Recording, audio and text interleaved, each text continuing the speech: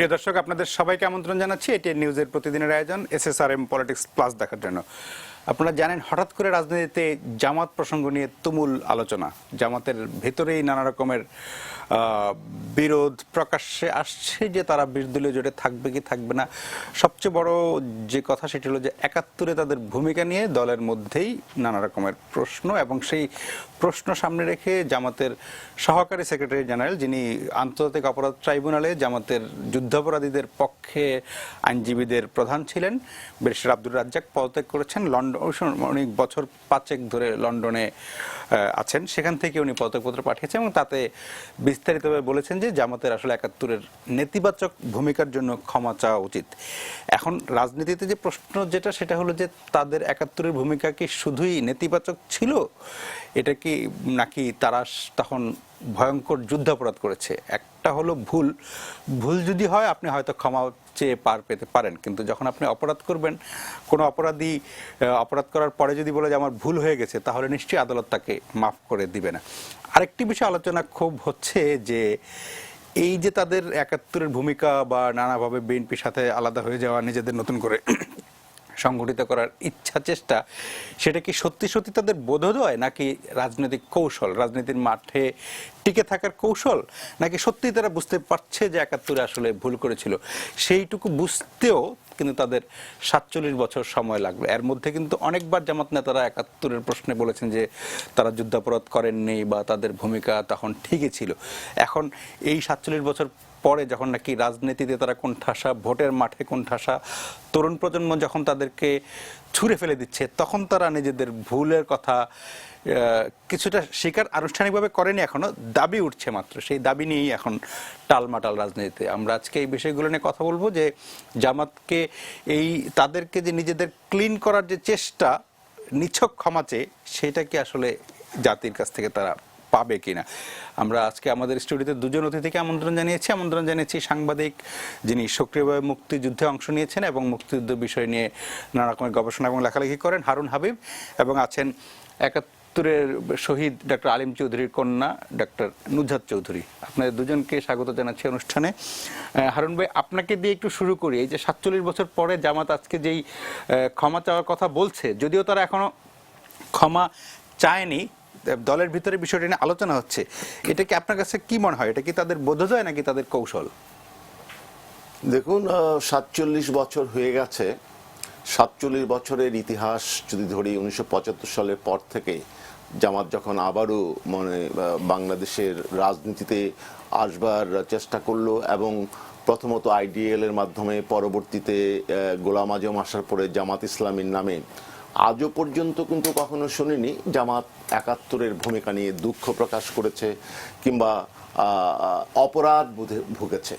হঠাৎ করে আপনি যথার্থ একটু আগে বলেছিলেন, যখন জামাত ইসলামী দলটি শুধুমাত্র রাজনীতির কারণে কোণঠাসা, আমি বলবো না, আমাদের তরুণ প্রজন্মের মধ্যে যে একটা মনোজাগতিক আলোড়ন তৈরি হয়েছে, একটা উপলব্ধি তৈরি হয়েছে বিগত 47-48 বছরে মুক্তিযুদ্ধ নিয়ে, মুক্তিযুদ্ধের অবিকৃত ইতিহাস নিয়ে, তখন নিশ্চয়ই এটা বলা যায় আজকে যে তারা একটা মিডিয়াতে বা আলোচনায় যে ব্যাপারটি এসছে যে জামাত মুক্তিযুদ্ধ বিরোধিতার কারণে ক্ষমা চাইবে, এবং জামাতের শুধু তাই না, দলটি জামাত ইসলামী না হয়তো নামই আর থাকবে না, নতুন দলে আত্মপ্রকাশ করবে, এগুলোকে আমি খুব স্বাভাবিকভাবেই মনে করি যে এটা একটা তাদের টিকে থাকবার একটা কৌশল মাত্র।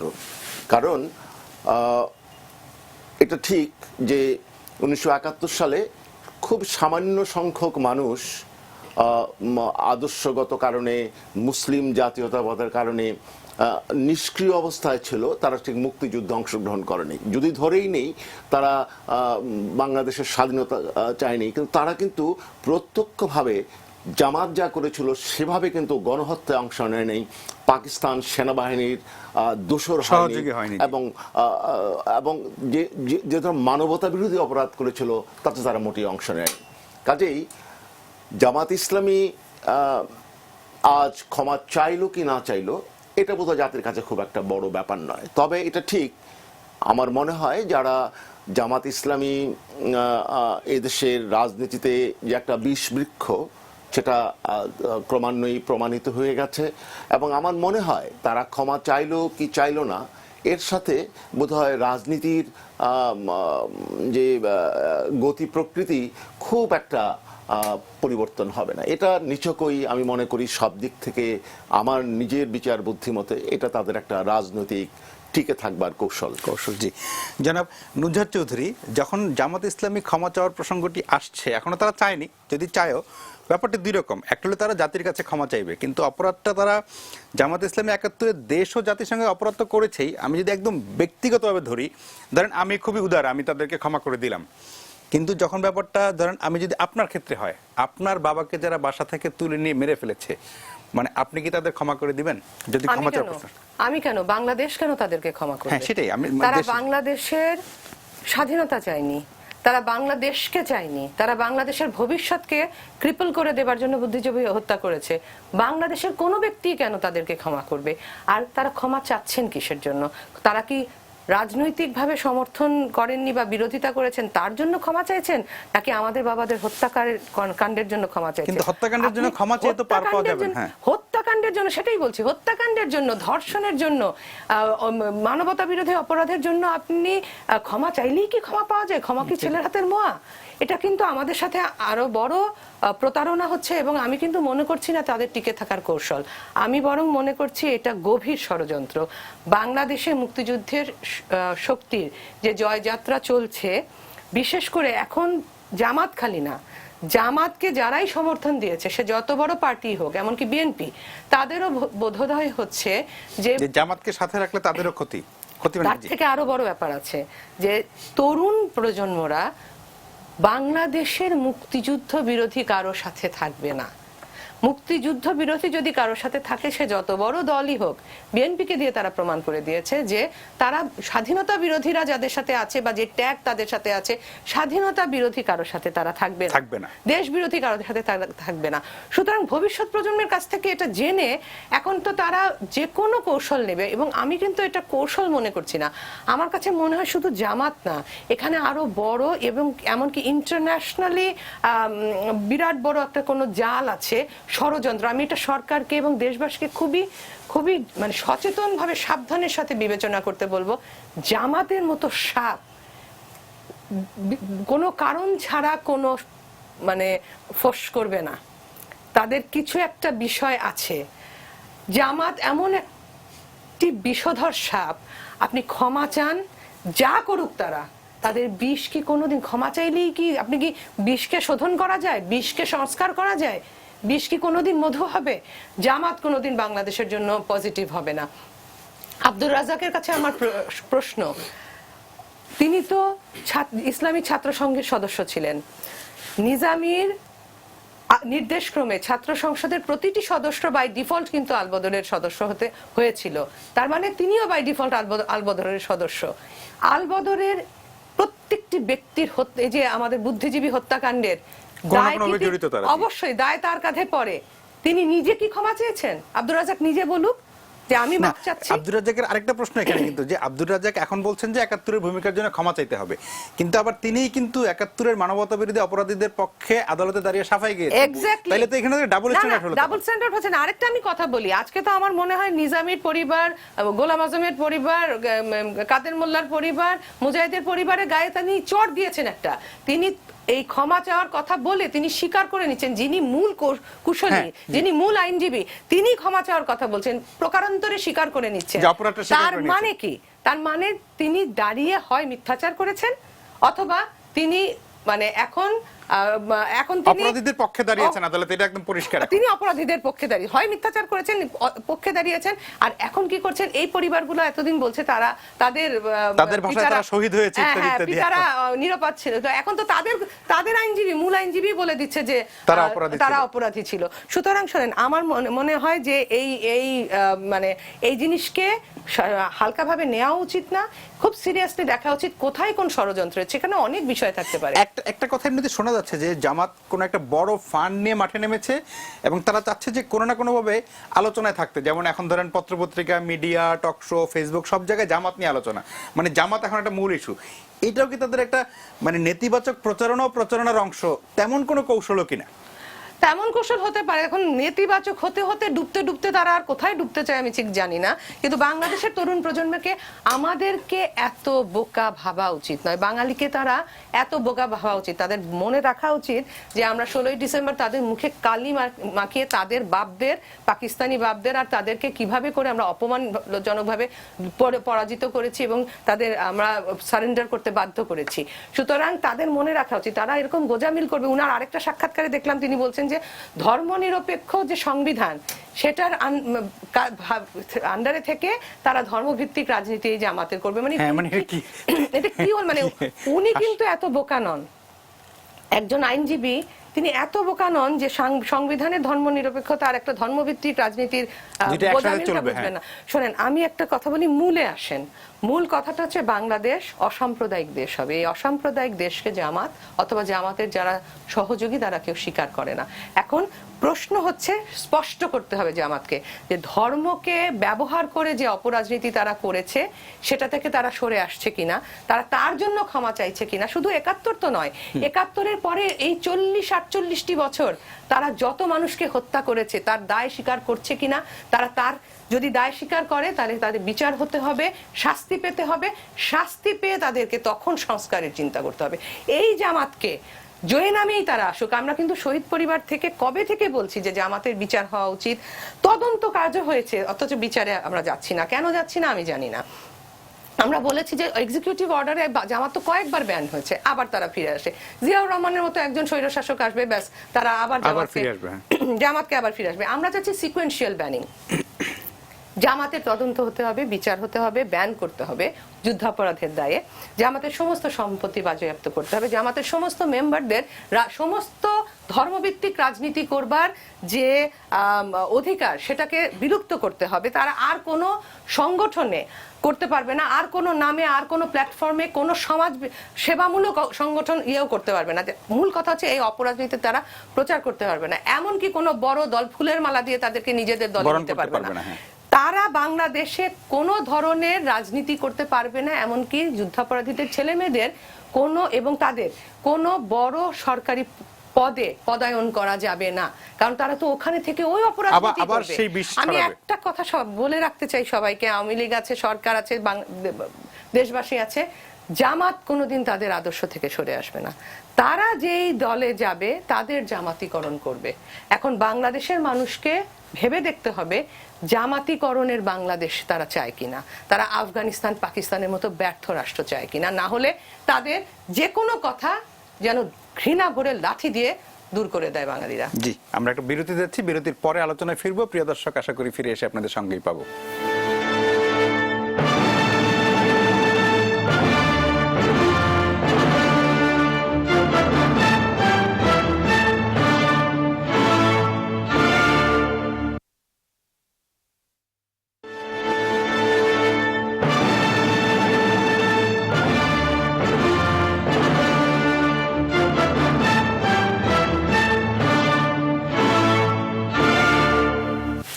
প্রিয় দর্শক, ফিরে এলাম আলোচনায়। আমরা কথা বলছিলাম জামাতের সাম্প্রতিক নানা অপতৎপরতা নিয়ে। তারা ক্ষমার কথা বলছে, তারা 20 দল থেকে বেরিয়ে যাওয়ার কথা বলছে, নাম বদলে নতুন নামে আসার কথা, নানা রকমের আলোচনা হচ্ছে।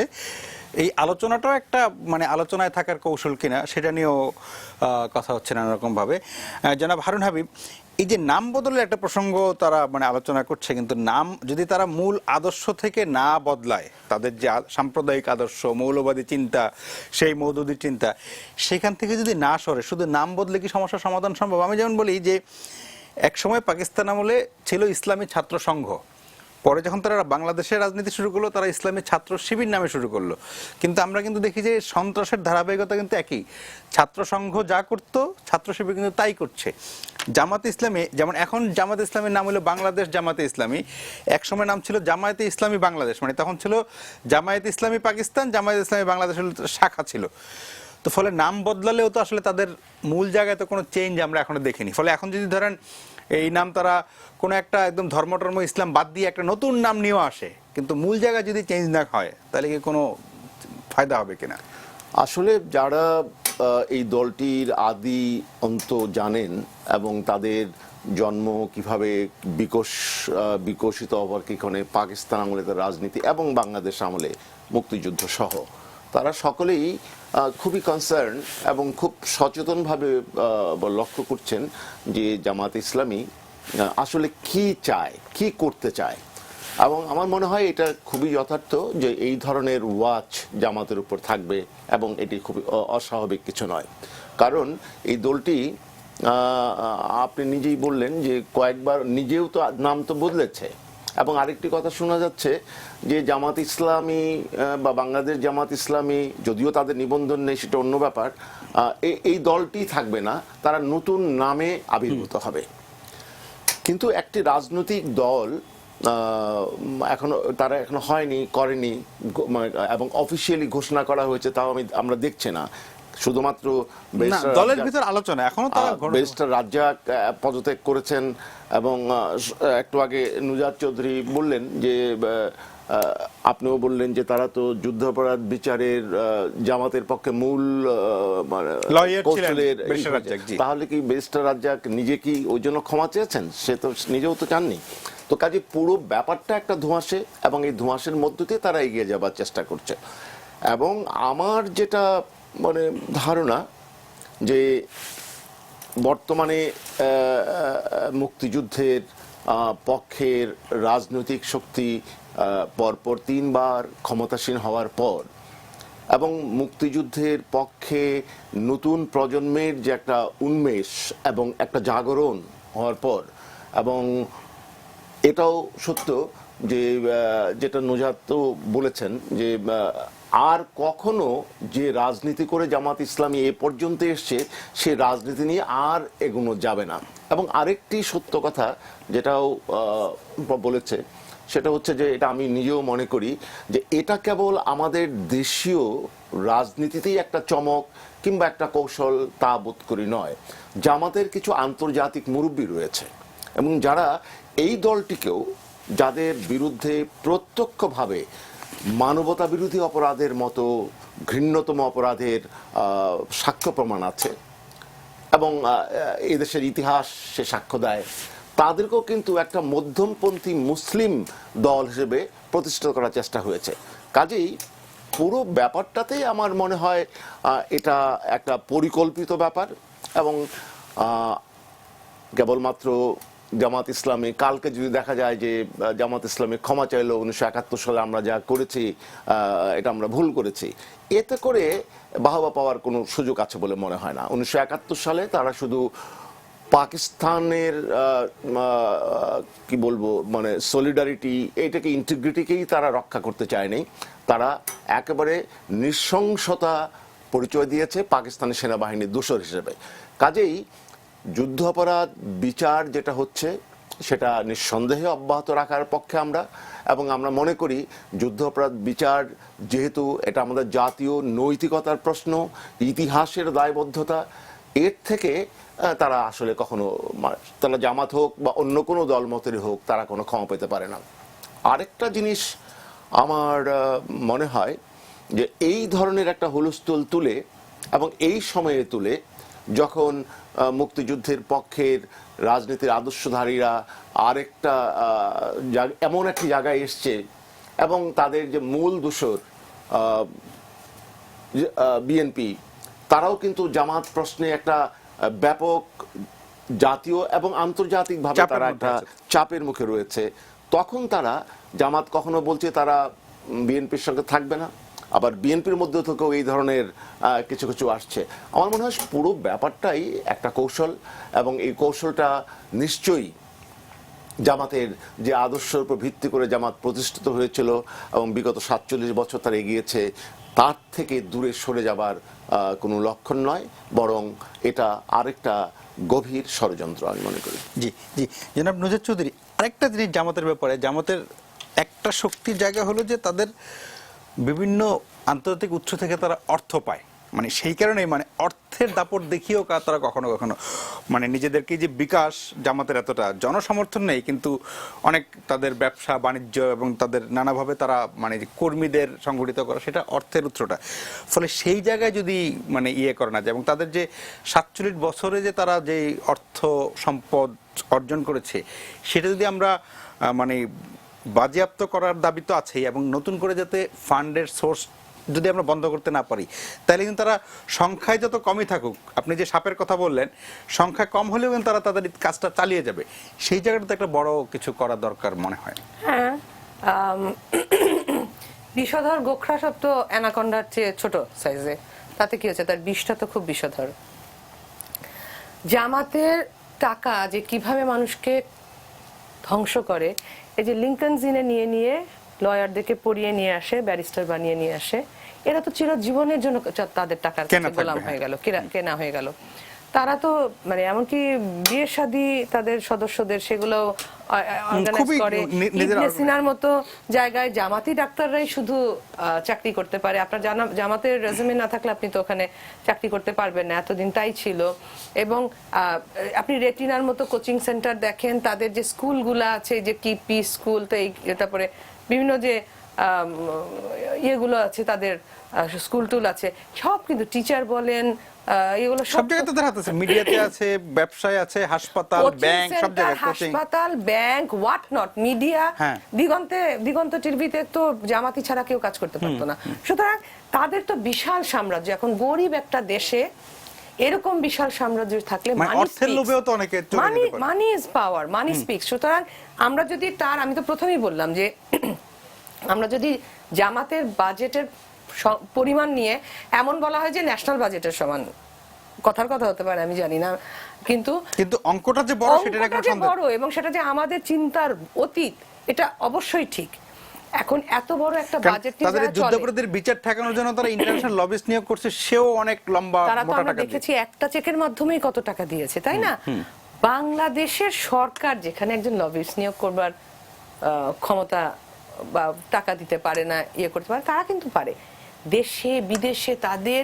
এবং তাদের সবচেয়ে বড় কথা কি, তাদের তো টাকার কোনো অডিট ইয়ে হচ্ছে না, এবং কোন উৎস থেকে আসছে সেই উৎসের তো টাকার অভাব নাই। মিডল ইস্টের মানি উৎসটা মার্ক করে সেই উৎসটা বন্ধ করতে হবে, সেটাই হলো প্রশ্ন। শুধু উৎস থেকে তাদেরকে বিচ্যুত করতে হবে। মিডল ইস্ট থেকে যদি টাকা আসে, যেদিক থেকেই তার টাকা আসুক, জঙ্গিবাদ, পাকিস্তান, আইএসআই সারাক্ষণ টাকা ঢালছে।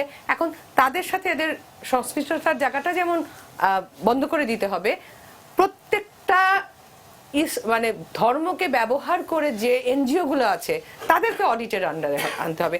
আমি একটা কথা বলি, এখন সবাই ভাবছে যে অন্য কোনো রাজনৈতিক নামে জামাত আসবে। মানুষ এত বোকা না, সেটাও তারা অ্যাকসেপ্ট করবে না। যেমন আপনি বললেন ইসলামী ছাত্র শিবির আর ছাত্র সংঘের পার্থক্য ছোট বাচ্চাও বোঝে, কিন্তু আমার যেটা ভয়, তারা এখন একটি সামাজিক সাংস্কৃতিক সংগঠন করে, সামাজিক এবং এই যে মানুষের চ্যারিটেবল সংগঠন করে, সমাজ সেবামূলক কিছু কার্যক্রম করে টাকা ঢেলে আবার মানুষের কাছে যাওয়ার চেষ্টা করবে হয়তো, এবং স্কুল কলেজের বাচ্চাগুলোকে ব্রেইন ওয়াশ করবে। এবং আমার কেন জানি মনে হয় আসলে করবে না, তারা অলরেডি শুরু করে দিয়েছে। আমরা এক একটা বিজয়ের পরে না খুব একটা আত্মতৃপ্তিতে ভুগি, এবং আমাদের এই আত্মতৃপ্তি আরেকটা আঘাতের আগ পর্যন্ত যায় না, অথবা আরেকটা ইলেকশনের আগ পর্যন্ত যায় না। এই জিনিসটা আমি বুঝি না। আমার কেন জানি মনে হয়, আমার ইলেকশনের পরের দিন মনে হয়েছে যে এখন তো আরো অনেক কাজ, এখন তো এটা করতে হবে, সেটা করতে হবে, এখন তো আরো কাজ করতে হবে। আমি দেখি যে অনেকের কাছে মনে হচ্ছে যেন কাজটা শেষ হয়ে গেছে, আবার 4.5 বছর পরে গিয়ে মনে হবে যে আবার কাজ। No, not that. এই 5 বছরে আমাদের সেই কাজটা করতে হবে যেটা আমাদের মূলে আঘাত হানে, অর্থাৎ আমাদের আইডেন্টিটির প্রশ্নে যে ধোঁয়া তৈরি করা হয়েছে, ধোঁয়াশে তৈরি করা হয়েছে, সেটা ক্লিয়ার করতে হবে। আমরা কি ধর্মনিরপেক্ষতা বুঝি কিনা, আমরা ধর্মনিরপেক্ষ দেশ হব কিনা, বাঙালি জাতীয়তাবাদ দেই আমরা প্রতিষ্ঠিত হব কিনা, আমরা একটি দরিদ্র বান্ধব মানে অর্থনৈতিক ক্ষেত্রে সমাজতান্ত্রিক দেশ হব কিনা, অর্থাৎ দরিদ্র মানুষের জন্য কুশন থাকবে কিনা, এগুলো একটা গণতান্ত্রিক দেশ হবো কিনা, সুশাসন থাকবে কিনা, আমাদের কত কাজ করার আছে। এবং আমার কাছে মনে হয় পরের দিন থেকে জামাত আবার দেখেন চক্রান্ত করা শুরু করেছে, তাদের মতো করে তারা কাজ করছে। এখন তারা প্রতিটি শিক্ষা ক্ষেত্রে যাবে, শিক্ষার্থীর কাছে যাবে, তাদের মগজ ধোলাই করবে। তারা এখন ফান্ড, এই টাকা দিয়ে মানুষকে, গরিব মানুষগুলোকে আবার কিনবার চেষ্টা করবে।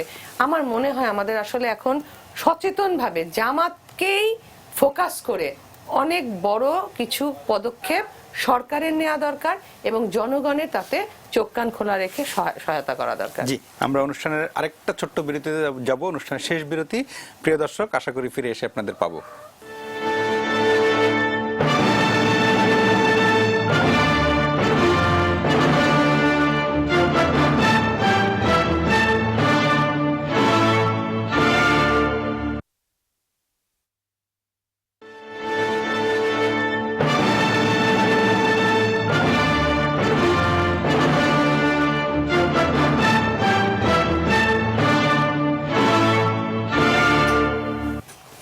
প্রিয় দর্শক, ফিরে এলাম আলোচনায়। আমরা অনুষ্ঠানের শেষ ভাগে চলে এসেছি। আমরা কথা বলছিলাম জামায়াতে ইসলামের সাম্প্রতিক নানা অপতৎপরতা নিয়ে। তারা একবার বলছে ৭১-এর ভূমিকা নিয়ে ক্ষমা চাওয়া উচিত, একবার বলছে বিএনপির সাথে থাকবে কি থাকবে না, নতুন নাম করে নতুন সংগঠন হিসেবে আসবে, রাজনীতি ছেড়ে সামাজিক প্ল্যাটফর্ম হিসেবে কাজ করবে। নানাভাবে জামাত তাদের নানা অপতৎপরতা, মানে সেগুলো সবগুলো নিয়ে সন্দেহ তৈরি হচ্ছে যে জামাত আসলে কি, মানে কি কারণে এই তৎপরতাগুলো চালাচ্ছে। আমরা সেটা নিয়ে কথা বলছিলাম। জনাব হারুন হাবিব, আন্তর্জাতিক অপরাধ ট্রাইব্যুনালে যুদ্ধাপরাধীদের বিচার হচ্ছে, সাথে সাথে কিন্তু অপরাধ ট্রাইব্যুনালের রায়ে কিন্তু জামাতকে সংগঠন হিসাবেও জামাতকে যুদ্ধাপরাধী সংগঠন হিসাবে চিহ্নিত করা হয়েছে এবং সুযোগ আছে কিন্তু জামাতেরও সংগঠন হিসাবে বিচার করার, সেইটা। এবং জামাতকে নিবন্ধন নেই, কিন্তু জামাত কিন্তু এখনো বাংলাদেশে বৈধ রাজনৈতিক দল। জামাতকে নিষিদ্ধ করা, জামাতের রাজনীতি নিষিদ্ধ করা এবং ট্রাইব্যুনালে জামাতের বিচার করার যে দাবি, সেগুলো নিয়ে কি এগিয়ে যাওয়ার সময় এসেছে কিনা, বা কি মনে করেন? আসলে এটা অনেক আগেই হওয়া উচিত ছিল, কারণ আমরা লক্ষ্য করেছি যে 2012, 13, 14 পর্যন্ত ট্রাইব্যুনালের বিচার নিয়ে জামাত ইসলামী এবং তার রাজনৈতিক দোসর এরা যেভাবে সন্ত্রাস করেছে সারা দেশে, তারপর যে রায়গুলো এ যাবৎ হয়েছে তার মধ্যে দুটো রায়ে খুব সুনির্দিষ্টভাবে জামাতকে যুদ্ধাপরাধী দল, সন্ত্রাসী দল বলে আখ্যায়িত করা হয়েছে এবং বেশ কয়েকটি রায়ে দলগতভাবে এই প্রতিষ্ঠানটির, এই সন্ত্রাসী প্রতিষ্ঠানটির বিচারের কথা মন্তব্য দেওয়া হয়েছে, কিন্তু সে অন্যদিকে সেটা অগ্রসর হয়নি। আমরা যতটুকু দেখেছি যে যুদ্ধাপরাধ ট্রাইব্যুনালের যে আইন, যে আইনের ভিত্তি, সেখানে কোনো সংগঠনের বিচার করার কোনো সুযোগ এখনো নেই যদি সেটাকে অ্যামেন্ড করা না হয়। কিন্তু এই যে বর্তমানে যে জামাত ইসলামীর যে একটা তার মুখায়ব পরিবর্তনের যে একটা উদ্যোগ বা কথা বা ধোঁয়া ছড়ানো দেখা যাচ্ছে, এতে আমার যে জিনিসটা যেটা মনে হয় যে তাদের এটা একটা নিছকই একটা কৌশল এবং এই কৌশল দেশবাসী গ্রহণ করবে এ ধরনের কোনো সুযোগ আছে বলে মনে হয় না। আমরা যেটা আরেকটা লক্ষ্য করি যে বর্তমান যে সরকার এখন আছে এবং এর আগে সরকার একই রাজনৈতিক শক্তি, তাদের কাছে কিন্তু এদেশের সিভিল সোসাইটি, মুক্তিযুদ্ধের বিভিন্ন গণসংগঠন এবং সামাজিক যে শক্তিগুলো, সাংস্কৃতিক শক্তিগুলো, তারা কিন্তু উত্তরোত্তর এই দাবিটা করে আসছে যে যুদ্ধাপরাধী দল হিসাবে জামাত নিষিদ্ধ করা হোক। এবং আরও দাবি উঠছে যে যেহেতু যুদ্ধাপরাধ ট্রাইব্যুনাল ইতোমধ্যেই তার রায়ে সুস্পষ্টভাবে উল্লেখ করেছে জামাতের চরিত্রটা কি, তাহলে কেন তার বিচার সংগঠনগতভাবে বিচার করা হচ্ছে না? যদি কোথাও কোনো সংশোধন করতে হয় সেটাও তো করতে বাধা নেই, সেটা করারও দাবি উঠেছে। এবং যুদ্ধাপরাধ ট্রাইব্যুনাল যারা পরিচালনা করেন ইনভেস্টিগেটিভ এজেন্সি থেকে অলরেডি তারা বলেছে এটা করা সম্ভব যদি কিছু সংশোধন করা হয় বিদ্যমান আইনটা, কিন্তু সেটা এখনো করা হয়নি। এই পরিপ্রেক্ষিতেই, এই ধরনের পরিস্থিতিতেই একে তো দেশি বিদেশি একটা প্রবল চাপ, দ্বিতীয়ত তাদের অস্তিত্বহীনতার একটা বড় প্রশ্ন, তৃতীয়ত নিষিদ্ধের দাবি উত্তরোত্তর বেড়ে যাচ্ছে, চতুর্থত ট্রাইব্যুনালের রায় মতে যে তাদের জামাতে ইসলামীর শুধু নাম পরিবর্তন না, অন্যদিকে হয়েছে, ওই নিবন্ধকরণও নেই। আপনি ঠিকই বলেছেন যে বিগত কয়েকটি নির্বাচনে আমাদের লোকাল বডিজ তো বটেই, এমনকি জাতীয় নির্বাচনে কিন্তু জামাত ইসলামী স্বতন্ত্র দাঁড়িয়েছে, জামাত ইসলামী পরিচয় দিয়েই দাঁড়িয়েছে, কিন্তু তাদের প্রতীক ব্যবহার করতে পারেনি, প্রতীক ব্যবহার করতে পারেনি আইনগত কারণে। কাজেই জামাত ইসলামী খুব স্পষ্টভাবেই এখনো রাজনীতিতে আছে, যদিও তারা সুবিধাজনক অবস্থানে নেই। এসব থেকে উত্তরণের একটা পথ হিসেবেই আমার মনে হয় এই ধরনের কথাগুলো, মুক্তিযুদ্ধের মানে যে তাদের যে ভূমিকা, তার জন্য ক্ষমা চাইতে হবে, এই হবে, অ্যাজ ইফ ক্ষমা চাইলেই অপরাধ মুক্ত হওয়া যায়, সেটা তো আসলে কখনো কোনো দেশেই সম্ভব হয়নি।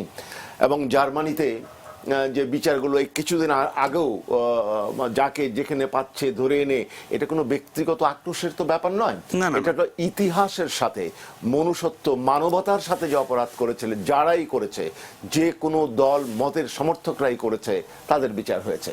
এই যে আন্তর্জাতিক অপরাধ ট্রাইব্যুনাল, এটা খুব স্পষ্ট হওয়া উচিত, এবং সকলেই জানেন, হয়তো কেউ কেউ অপব্যাখ্যা করতেই পারেন, এই ট্রাইব্যুনালে বিচার হচ্ছে কিন্তু স্বাধীনতার বিরোধী থাকার জন্য নয়, সুনির্দিষ্টভাবে যে অপরাধগুলো করেছে, যে অপরাধগুলো আন্তর্জাতিকভাবে স্বীকৃত অপরাধ, মানবতা বিরোধী অপরাধ, তার জন্য কিন্তু করা হয়েছে। এবং সবচেয়ে একটা আমাদের ট্রাইব্যুনাল, বোথ প্রসিকিউশন এবং যারা ইনভেস্টিগেশন, তাদের ধন্যবাদ পাওয়ার যোগ্য যে রায়গুলো এ পর্যন্ত হয়েছে, কোনো একটি রায় আন্তর্জাতিক সম্প্রদায়, ওদের কিছু কিছু লবিস্ট ছাড়া কোনো রাষ্ট্র এবং কোনো গ্রহণযোগ্য সংস্থা এই রায়গুলোর সুনির্দিষ্টভাবে কিন্তু এর সমালোচনা করতে পারেনি। রাজনৈতিকভাবে করেছে, ঢালাও বললো যে ঢালাও করেছে, কিন্তু কোন রায়, কোন, সবগুলো তো ওয়েবসাইটে আছে, প্রত্যেকটা রায় ওয়েবসাইটে আছে। কাজেই দেশীয় আইনে এই যে আন্তর্জাতিক অপরাধের যে বিচার সম্পন্ন বাংলাদেশে হয়েছে, আমার স্টিফেন র্যাব বেশ কয়েকবার, 4 বার 5 বার সম্ভবত বাংলাদেশে এসছেন। প্রথম দিকে আমেরিকার সরকারের বা তার মন্ত্রণালয়ের অবস্থান উনি খুব প্রত্যক্ষভাবেই বলেছেন, সমালোচনা করেছেন। পরবর্তী দুটো রায় আমি খুব ভালোভাবে পর্যবেক্ষণ করেছি, উনি কিন্তু এই কথাও বলে গেছেন সংবাদ মাধ্যমের সাথে তার বক্তব্য, প্রতিবারই উনি বলেছেন যে বাংলাদেশের যদি এটা সফল হয় এই বিচারটা, তাহলে ইন্টারন্যাশনাল ক্রাইমগুলোকে একটা ন্যাশনাল ল দিয়ে বিচারের একটা দৃষ্টান্ত স্থাপন হবে। আমার মনে হয় সেটাই সম্পন্ন হয়েছে। কাজেই জামাতে ইসলামী কি করলো না করলো, আমরা অবশ্যই দেশবাসী সেটা ওয়াচ রাখবে, সতর্ক দৃষ্টি রাখবে।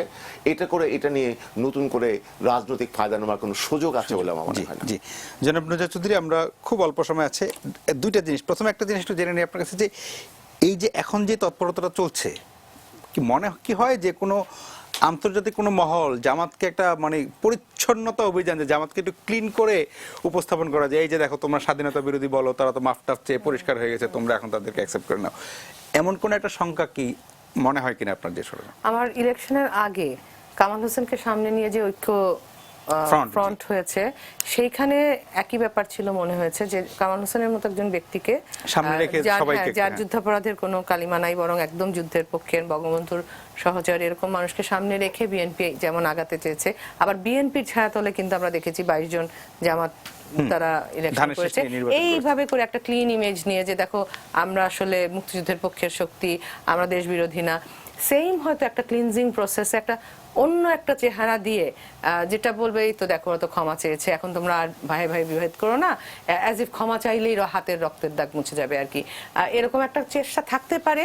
এবং অবশ্যই এটা ইন্টারন্যাশনাল একটা প্রেক্ষাপট আছে বলেই আমি মনে করি, কারণ আমাদের দেশের এই জামাত অথবা বিএনপি, তারা কিন্তু আইএসআই, আমরা তো জানি, আমরা শুনেছি তারেক জিয়ার সাথে আইএসআই এর সম্পর্ক, সেটা তো আমাদের বিভিন্ন, এমনকি ইন্টারন্যাশনাল কোর্টগুলোতেও কিন্তু জামাত এবং বিএনপির বা তাদের ছাত্র সংগঠনকে সন্ত্রাসী সংগঠন বলার কথা শুনেছি। সুতরাং আইএসআই, আবার একটা মিডল ইস্টার্ন অ্যাক্সিস আছে, আমেরিকা আছে, এরা যে হাল ছেড়ে দিবে না, এরা যে বিভিন্ন ষড়যন্ত্র করবে, এবং এরকম একটি ন্যাশনালিস্টিক প্রগতিশীল প্রো পিপল সরকারের পিছনে যে তারা, এবং আমাদের যুদ্ধের সময় যারা বিরোধী ছিল, তারা যে বসে থাকবে এটা ভাবার, বোকাও সেটা ভাবছে না।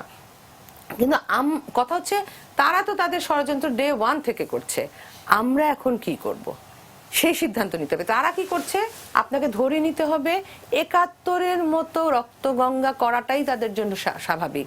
সুতরাং সবচেয়ে কঠিন বা খারাপ জিনিসটা যেটা, সেটা তাদের সম্বন্ধে ভেবে নেবেন। আব্দুর রাজ্জাকের মতো একজন ধুরন্ধর ব্যক্তি যখন কথা বলছেন এই ধরনের কিছু একটা, সামথিং ইজ কুকিং। কিন্তু কথা হচ্ছে যা হবে আপনি ওয়ার্ডসটা ধরে রেখে আপনি আপনার চলার পথের স্ট্র্যাটেজি ঠিক করেন, ঠিক করবেন। জি, আপনি খালি জামাতে, আমি একটু মনে হয় ভুল বলা হয়েছে, জামাতের বিচার কিন্তু এই ট্রাইব্যুনালের আন্ডার দিস ট্রাইব্যুনাল করা সম্ভব। কি শাস্তি হবে সেটা বোধহয় বিধৃত করা নেই, আর একটু কিছুটা মানে মডিফিকেশন দরকার, কিন্তু আইনটাই এছাড়া কিন্তু করা সম্ভব। শুধু জামাতের বিচার বলে না, আমরা কথা হচ্ছে মূলে আসেন, আপনি ধর্মকে ব্যবহার করে অপরাজনীতি করতে দিবেন কিনা। আপনি সাম্প্রদায়িক বাংলাদেশ চান না অসাম্প্রদায়িক বাংলাদেশ চান? যদি অসাম্প্রদায়িক বাংলাদেশ চান তবে শক্ত হাতে কিছু অসাম্প্রদায়িক স্ট্যান্ড নিতে হবে, আপোষ করলে হবে না। জি, আপনাদের দুজনকে অনেক ধন্যবাদ। প্রিয় দর্শক, এত সংখ্যার মাঝেও সবচেয়ে বড় আশার কথা যে বাংলাদেশের তরুণ প্রজন্ম এবং সাধারণ মানুষ এই ধর্মভিত্তিক রাজনৈতিক দল এবং বিশেষ করে জামাতে ইসলামীকে প্রত্যাখ্যান করেছে। আমরা যদি গত কয়েক বছরের ভোটের হিসাব দেখি, আসনের হিসাব দেখি, তাদের ভোট এবং আসন দ্রুত কমছে। কিন্তু কমলেও নুজাত চৌধুরী শুরুতেই বারবার যেটা বলছেন যে সাপ সংখ্যায় কম হলেও সাপ সাপই, ফলে আমাদেরকে সতর্ক হতেই হবে, সাবধান থাকতে হবে যাতে এই সাপ আবার আমাদের অসাম্প্রদায়িক চেতনায় ছোবল মারতে না পারে। আপনারা সবাই ভালো থাকবেন।